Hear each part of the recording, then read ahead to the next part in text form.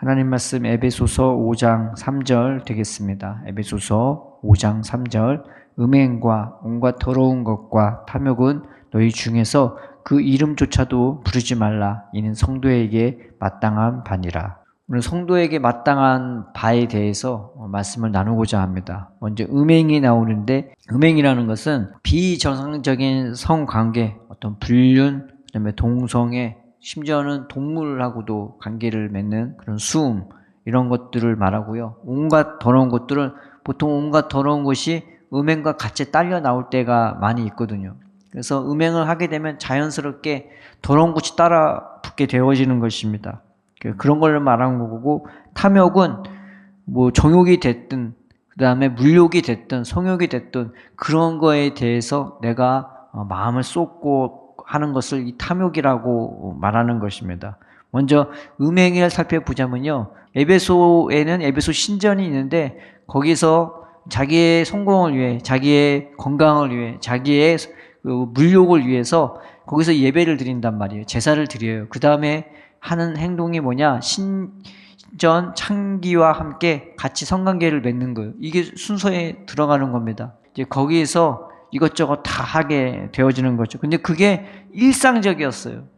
음행이 일상적이었단 말이죠. 아무렇지도 않은 거예요. 그래서 하나님이 멸하시고자 하는 도시들의 특징이 뭐였냐면은 영적으로 되게 문란해요.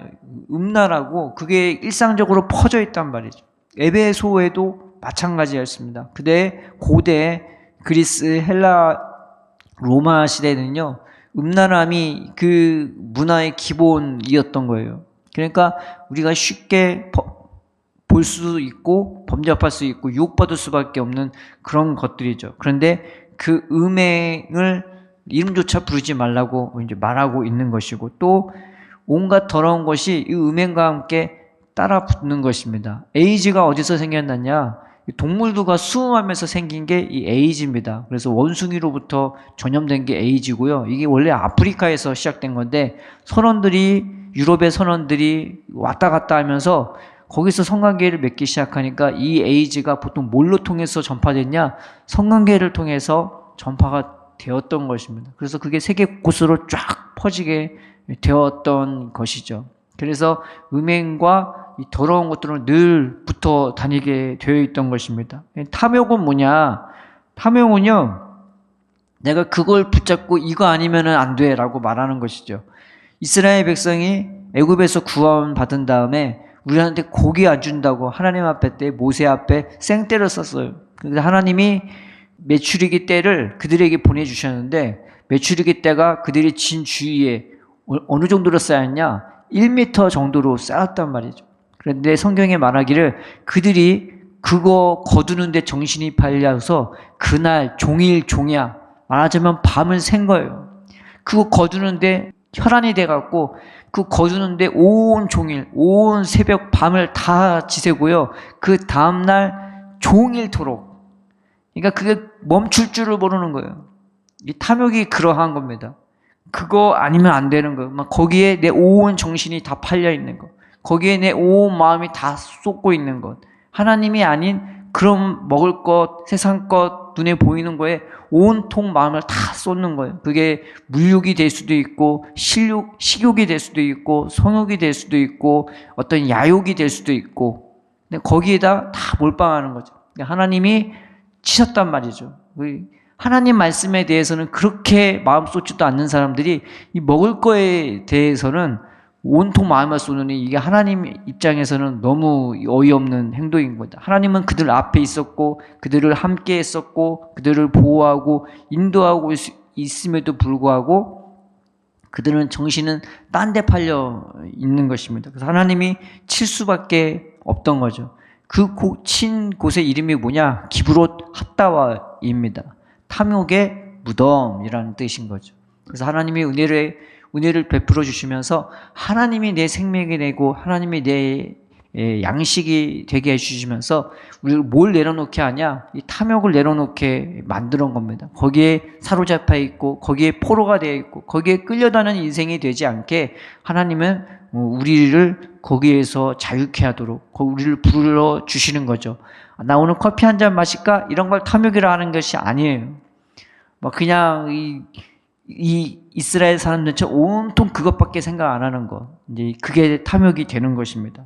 우리가 이런 것들을 조심해야 되는 것이죠. 그래서 어느 정도로 이것을 조심해야 되냐? 이름조차도 부르지 말라고 하는 것입니다. 우리가 그것을 부르기 시작하고 보기 시작하고 생각하기 시작하면요, 악한 것은 그것을 통해서 우리의 생각을 틈타고 우리의 마음을 틈타고 나로 하여금 한번 해볼까? 한번 가볼까? 한번 먹어볼까? 하면은 악한 것이 막 그게 틈을 탈 수가 있는 것입니다. 우리의 마음과 생각은 그런 것들에 빠지지 않도록 하나님 내 삶의 일상이 주님과 동행하는 것이 내 일상이 되게 하시고 하나님 더러운 것이 퍼지는 내 일상이 되는 것이 아니라 내가 주님으로 말미암아 더 깊이 뿌리 내리고 더 깊이 자라고 하나님을 더 강렬히 소망하는 세상 것에 탐욕 부리는 인생이 아니라 하나님을 더 사모하고 소망하면서 그 안에 뿌리 내어지고 더 내 영역이 확장되고 그 안에서 꽃이 피고 열매 맺는 내 삶이 되게 해달라고 우리가 늘 주님을 부르면서 그네 앞에 나아가야 되는 것입니다. 이게 성도에게 마땅한 바예요. 주님은 우리를 세상 가운데 살라고 부르신 것이 아니라 이 세상 가운데서 거룩하게 살라고 은혜로 살라고 주님의 사랑으로 살라고 우리를 부르신 것입니다. 삼손이 있었는데 은혜와 성령이 충만했지 않았습니까? 그런데 삼손이 가사 지방의 한 지역에 기생을 보고 들어가서 거기서 잠을 잤어요. 그런데 이 음행이 이 삼손의 발목을 잡는 역할을 하게 됩니다. 비록 그가 그 기생의 집에 있다가 나올 때 블레셋 군인들이 그를 잡으려고 했지만 오히려 그가 성문의 문을 띄고 그걸 헤브론 골짜기까지 끌고 올라가서 엄청난 괴력을 보여주었지만 놀랍게 삼손은 그때부터 몰락하기 시작해요. 그래서 들릴라라는 여인을 소랫골짜기에서 사랑하기 시작하는데 이 들릴라라는 뜻이 연약함이고 소랫이라는 뜻이 싹이 나다라는 뜻인 거예요. 연약함이 싹 튼 거예요. 그래서 그것이 뿌리내리기 시작하고 그것이 자라기 시작하니까 결국 삼손이 어떻게 됩니까? 힘을 잃게 됩니다. 힘이 조금씩 계속 빠져나가는 거예요. 연약함이 자라나기 시작하는 거예요. 하나님으로부터 멀어지기 시작한 거예요. 하나님의 영이 떠나신 거예요. 성경은 이미 하나님의 영이 그에게 떠난 것을 그가 깨닫지 못하더라 라고 말하고 있는 것입니다. 영적인 감각이 무뎌지고 결국 눈이 뽑히고 결국 원수의 조롱거리가 되고 원수 앞에서 재롱 떠는 존재로 전락해버리고 맙니다. 우리가 그것을 보면서 우리의 마음에 타산지석을 삼아야 되지 않겠습니까? 하나님, 내가 헛된 것에 마음 뺏기지 말게 해달라고, 헛된 것에 눈 돌리지 말게 하시고 내가 주님 볼 수 있게 해달라고, 하나님 은혜 안에서 내 삶의 영역을 넓혀갈 수 있게 해달라고 우리가 주님의 이름을 부르면서 주님의 도움과 주님의 은혜와 능력을 구하는 저와 여러분 되기를 바랍니다. 시인 김춘수의 꽃이라는 시에 이런 말씀이 있습니다. 내가 그의 이름을 부르기 전에는 그는 다만 하나의 몸짓에 지나지 않았다.